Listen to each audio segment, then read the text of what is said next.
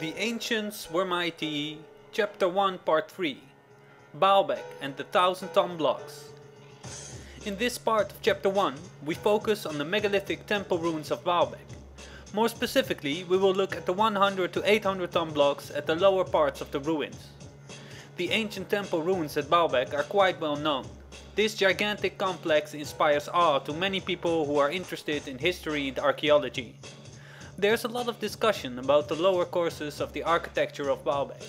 Here we see the most famous example of the discussed parts, the so-called trilithon blocks. These rectangular blocks weigh more than 800 tons, the heaviest blocks ever used in ancient times. Elsewhere in the ruins of Baalbek we can find the same kind of blocks at the bottom of the existing architecture. These blocks weigh between 100 and 500 tons. When looking for evidence of builders of Baalbek, we can quickly conclude that no one builder created all the architecture we are observing at the site. Many cultures have been active here: the Greeks, the Romans, the Canaanites, the Arabs, the Persians. The structures at Baalbek have been destroyed, demolished, deassembled and reassembled many times. It is difficult to figure out what is part of the original structure and who was responsible for building it. Let's see where the geoarchaeological method gets us here. In general, historians believe that the Romans built most of the structures at the complex. They claim the Romans were the original builders and that they moved and placed the famous trilithon blocks and other multi-ton megaliths. Let's make a comparison with other structures and see if there are indeed observable examples of architecture that connect the trilithons of Baalbek to the Roman Empire. When we look at structures throughout the Roman Empire, we can see that the Romans moved large blocks of stone, but nowhere we see stones that weigh a couple of hundreds of tons used for a wall. I am not saying that the Romans could never have moved and placed the trilithons. The Romans were very ingenuitive and technologically quite advanced. There are many theories that show how the trilithons could have been moved and placed by using Roman techniques and knowledge. These techniques all require big wooden constructions and of course the necessary infrastructure. A large amount of building materials and a huge labor force of thousands of men and hundreds of horses would have been called in to complete this enormous task. Yet nowhere in and around Baalbek we can find the remnants of the infrastructure that the Romans needed to move these blocks. It is also impossible to find any account of the specific undertaking of moving the trilithons either. The movement of a 300-ton obelisk from Egypt was well documented, but the movement and placement of the biggest blocks in history is unaccounted for. Here is the quarry the Romans supposedly used for extracting the gigantic limestone blocks. When this famous block was discovered by archaeologists, they explained it was too big and therefore left by the Romans. Later a similar block was found on the other side of the hill, and very recently a block that weighs 1600 tons was found underneath the first famous quarry stone. One could wonder why the Romans cut all three blocks from the bedrock and later discovered they were too big to move, and also why the Romans did not recycle the blocks into smaller pieces. Leaving them like this makes no logical sense. Did the Romans really do this? Of course, that trilithons are nowhere else to be found in the Roman Empire is not watertight proof they did not do it. They still could have done it, only at this location. Therefore the next question becomes important. If the Romans normally did not build this way, why did they do so at Baalbek? One theory proposes that the so-called trilithon stones were put here as a retaining wall to stop soil erosion from undermining the structure's integrity. When looking at the stones from the outside, one could conclude this. But is this true? What about the other gigantic blocks in the lower courses of Baalbek? Are these actually retaining anything?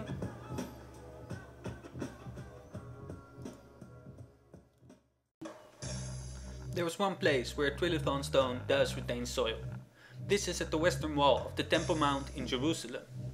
Jewish people and every American presidential candidate come here to pray or pledge homage. This particular part of the structure was built by Herod the Great to wall in the mount around 20 BCE. Many sources agree on this. The Temple Mount is also a place where a lot of cultures have been active.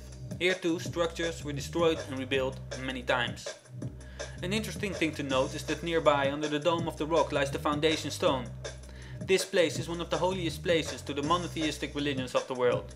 The stone, according to Jan Peter de Jong and Jesus Gamara's cosmogony of the three worlds, shows clear signs of the softening of rock, also to be seen in chapter 2 of this video series. The Jewish tradition speaks of the stone from which the entire world has been molded by the Creator himself.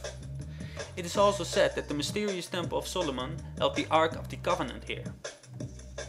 The western wall continues many courses below ground. At the bottom we find megaliths that are not unlike the ones at Baalbek. Here too we see smaller megaliths with the trilithon on top. These courses connect to the actual bedrock of the Temple Mount. The blocks are joined together with a precision almost comparable to what we see in Peru and Egypt. The trilithon block has pieces of petrified wood sticking out of it. Petrification can under perfect conditions occur within a couple of decades, but usually takes thousands of years to occur. It shows that this stone was probably submerged in water for a long period of time. It is said that the entire western wall was built in the time of Herod, the bottom courses with the trilithon being no exception, but many cultures have been active here. The Temple Mount actually already had walls long before this time. 2000 years earlier the Canaanites lived here, and they happened to coincidentally call their gods Baal. When looking at the western wall in Jerusalem, many sources agree on what is Herodian looking architecture. These different sources identify this lower part of the wall as of being of Herodian origin. This is probably correct, it has clear similarities with other Roman structures. We'll keep the trilithon at the bottom of the western wall in mind and return to its equals in Baalbek. When I was young I used to play with Lego, and by doing this you get a certain feeling for building aesthetics. I was always looking for the perfect block to fit my existing structure. When looking at this famous wall here I see a clear resemblance with the western wall, but the Roman stuff does not fit here. To me it looks messy and out of place. I believe a megalithic block from the quarry fits a lot better here. Also we can see that this part of the trilithon is broken off. The Herodian looking wall was built on the edge after the part was broken down. The part that was built in Roman times seems more and more out of place. To me it looks like the trilithons were being used for gigantic construction when a catastrophic event occurred. An event that destroyed the building site, creating the broken part of the trilithon. The event that stopped all the work, resulting in an abandoned quarry where the stones originally used can still be found.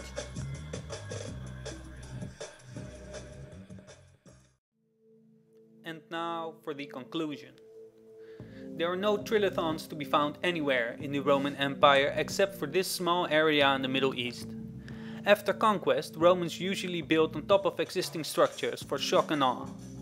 The movement and placement of the trilithons would have been a massive undertaking, and being so concerned for reputation, one would think the Romans would make some official accounts of this unique and prestigious event. Yet there are none to be found. The discrepancy becomes more apparent when we look at the two different styles at the famous trilithon wall. Clearly a similar looking stone was supposed to go here. If Romans were moving the trilithons, then why on earth did they suddenly continue the construction with these much smaller blocks and create the non-aesthetic transition we see now? It would have been far more logical to continue with blocks resembling the existing trilithons and retain the same building style, even if the blocks in the quarry turned out to be too heavy or of poor quality. Also, the blocks differ in color and amount of erosion. This can only be explained in two ways.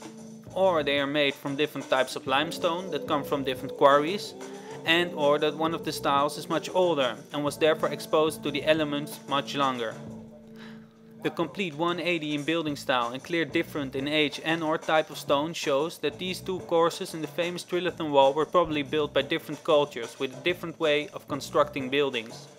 The completely abandoned trilithon blocks in the quarry also show that there is no transition by which the builders deliberately went from one building style to another.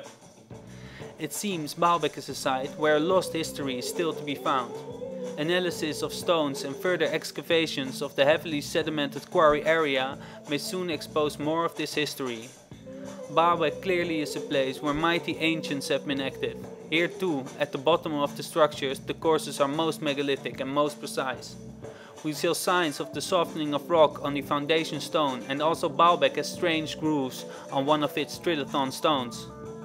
When we compare to Peru, Egypt and Japan, Baalbek is the same but different. Maybe it was made in a different time period and or by a different group of mighty ancients. We have to look at the lore and legends in chapter 4 and 5 of this video series for some answers. I hope you enjoy.